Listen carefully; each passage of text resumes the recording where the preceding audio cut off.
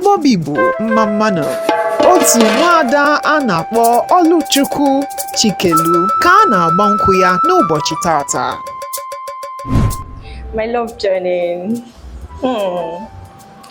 Today is the most amazing, sweetest, loving day of my life because I'm getting married to the love of my life, Harrison Chidubem Ifebenso. We've been friends since childhood, I must say.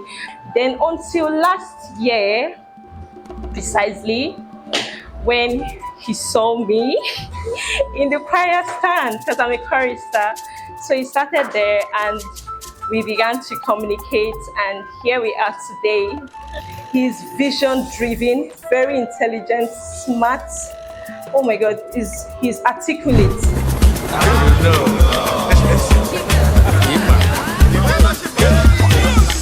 Now you know. Now you know. If you know, you know. The big ballers in town. Now you know. Now you know. Forget what they know them.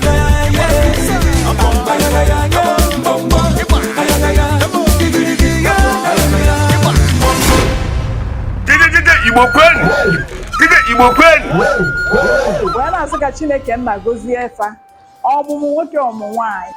Ana ha mụkwa anụ ya bụ ụmụazị, abụlụ onye ha bụ na amụrụ nwa nọ na amụrụ nwa bụ nwa.